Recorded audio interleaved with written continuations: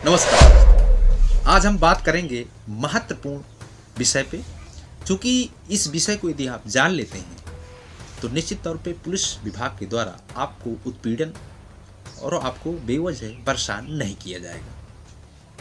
Actual में देखा जाए तो पुलिस विभाग के द्वारा बहुत अनर्गल और अनावश्यक पुलिस गिरफ्तार करती है और बेवजह मारती है और पीटती है।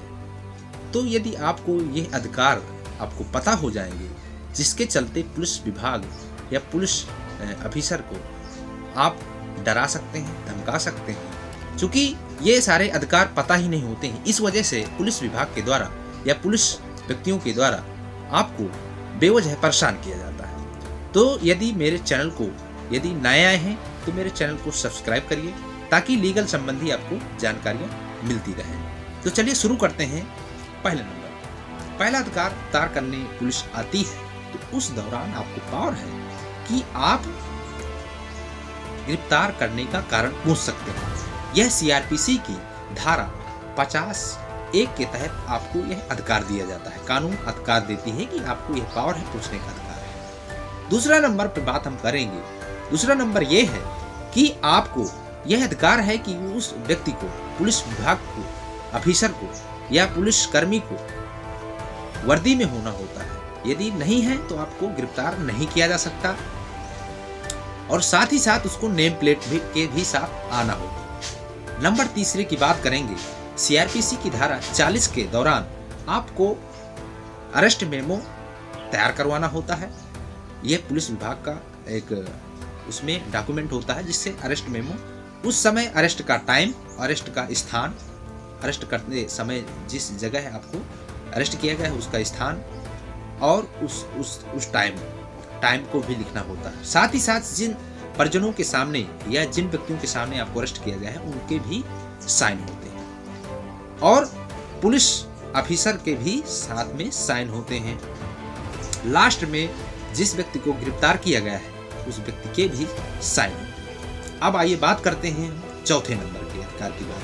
चौथे नंबर का अधिकार ये है 50(a) के तहत आपको अधिकार ये दिया गया है कि यदि गिरफ्तार किया गया है आपको तो आपको यह अधिकार होता है कि अपने परिजनों को आप बता सकते हैं, उनको अपने सगे संबंधियों को बता सकते हैं कि मैं गिरफ्तार हो चुका हूँ। ये सूचना आपको देने का अधिकार है। लेकिन यदि आपको यह अधिकार पता नहीं है तो खुद पुलिस को यह अधिकार खुद पुलिस को यह सूचना देनी होती है। अब आइए बात करेंगे पांचवें नंबर के। पांचवें नंबर पे यह आपको अधिकार दिया गया है, यह सीआरपीसी की धारा 54 के अंतराल 54 के तहत आपको यह अधिकार है मेडिकल की जांच कराने का अधिकार है। यदि मेडिकल की जांच कराते हैं तो आपको एक मेडिकल की जब जांच होगी तो आपकी रिपोर्ट उसमें दर्ज हो जाएगी, जिसके तहत आपको फायदा ये होगा कि उस रिपोर्ट में आपको किसी प्रकार के चोट नहीं है या किसी प्रकार की स्वास्थ्य संबंधी गड़बड़ी नहीं है तो वो आपके अरेस्ट उस रिपोर्ट में आपका दर्ज हो जाएगा। उससे फायदा ये होगा कि आपको पुलिस आपको मारेगी नहीं, ना पीटेगी, ना किसी प्रकार का आपको से उत्पीड़न करेगी, क्योंकि रिपोर्ट पहले तैयार हो चुकी है कि किसी प्रकार के आपके साथ कोई आपको शारीरिक क्षति नहीं है।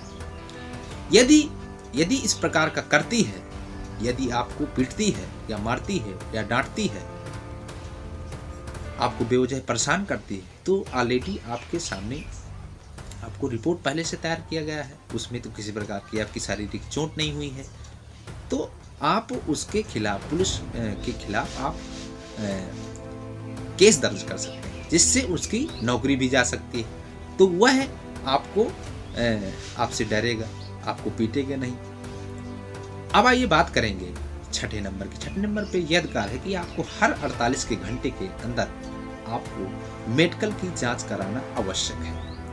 आपको यह पावर है, हर आप 48 घंटे में आप जांच करा सकते हैं, क्योंकि 48 घंटे के बाद हो सकता है कि आपको मारे, तो वो हर 48 घंटे के अंदर आपको रिपोर्ट मिलती रहेगी, जिसके जरिए आप सुरक्षित रहेंगे। अब आइए बात करेंगे, यदि आपको पुलिस अरेस्ट किया है तो वह 24 घंटे के अलावा आपको जेल के अंदर नहीं रख सकती है, कस्टडी में नहीं रख सकती है। यदि रखती है तो वह मजिस्ट्रेट से या एसडीएम से वह उसको वहाँ से उनसे आदेश लेना होता है, वह उसको कारण बताना होगा, जिससे आपको वह 24 घंटे के अलावा भी रख सकती है, क्योंकि यह पावर नहीं है पुलिस विभाग को कि वह 24 घंटे के बाद उसको अरेस्ट कर सके। यदि मजिस्ट्रेट यदि उसमें हस्तक्षेप करता है या उसका कारण बताता है तो आपको रखा जा सकता है। अब आइए बात करते हैं 8वें नंबर की। 8वां नंबर पे अधिकार ये है कि यदि आपको गिरफ्तार किया गया है तो आप वकील से मिल सकते हैं, अपने परिजनों से मिल सकते हैं, वकील से अपनी बातचीत कर सकते हैं और समाधान के विषय में आप बात कर सकते हैं। अब आइए बात करेंगे 9वें पॉइंट पे। 9वां पॉइंट ये कहता है कि आप यदि गरीब हैं, आपको अरेस्ट किया गया है तो आपको सहायता भी दी जाएगी और साथ ही साथ आपको मुफ्त वकील भी आपको मुहैया कराया जाएगा, जिसके तहत आपके को छुटाने का पूरा प्रयास करेंगे। अब आइए बात करेंगे 10वें नंबर पे। 10वां अधिकार ये कहता है कि यदि आप आशंकीय अपराध में हैं, अपराध किए हैं, तो आपको वारंट पुलिस आपको दिखाएगी और बिना दिखाए आपको अरेस्ट नहीं किया जा सकता। यदि आप कॉग्निजेबल ऑफेंस करते हैं यानी संज्ञेय अपराध करते हैं तो बिना वारंट दिखाए भी आपको अरेस्ट किया जा सकता है। अब आइए बात करेंगे 11वें नंबर पे। 11वां नंबर पर अधिकार आपको बात करेंगे। यह महिला से संबंधित अधिकार है, क्योंकि यह अधिकार यदि महिला से हैं तो महिला के विषय में आपको बताना जरूरी है।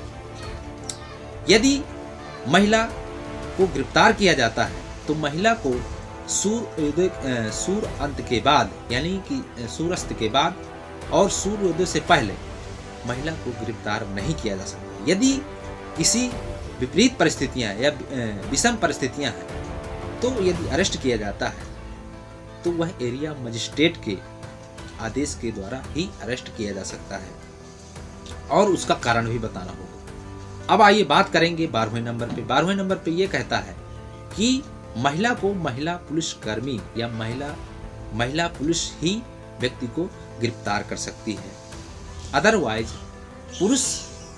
पुलिस नहीं गिरफ्तार कर सकती। अब आइए बात करेंगे 13वें पॉइंट पे। 13वां अधिकार ये कहता है कि जिस व्यक्ति को गिरफ्तार किया गया है, महिला या पुरुष, उस व्यक्ति को सुरक्षा के लिए और स्वास्थ्य संबंधित किसी बीमारी से उसको हर प्रकार से सुरक्षा देने का पूरा अधिकार है। यदि ये सारे अधिकार आपको पता हो गए हैं, यदि किसी प्रकार का कोई डाउट है तो दोबारा उसको पुनः आप वीडियो को देखिए ताकि आपको ये कंठस्थ हो जाए, यह अधिकार आपको पता हो जाए, क्योंकि यह हर अधिकार हर व्यक्ति को पता होना चाहिए, क्योंकि आए दिन आपको यह सामना करना पड़ सकता है, आने वाले समय में पड़ सकता है, क्योंकि यह हर गांव में या हर शहर में ऐसी परिस्थितियां आ जाती हैं जिसके चलते यह सामना करना पड़ता है। तो हमने इन अधिकारों को बताया। यदि यह अधिकार आपको आपके जीवन में सही मायने पे आपको यह सुरक्षित कर सके और अन्य लोगों के लिए आप ज़रूर शेयर कीजिएगा ताकि यह वीडियो आपके लिए यूजफुल हो और दूसरे के लिए भी यूजफुल हो, जिसके चलते उनको कानूनी चीज़ों पर ज्ञान हो और वह सुरक्षित हो सकें, सेफ हो सकें। मेरा यही उद्देश्य था। यदि आपको किसी प्रकार का डाउट रहे तो नीचे ज़रूर कमेंट करिएगा ताकि मैं और अच्छे तरह से मैं आप लोगों के यूजफुल वीडियो ला सकूं। तो नमस्कार दोस्तों, मैं विदा लेता हूं। एडवोकेट अमित सिंह कुशवाहा।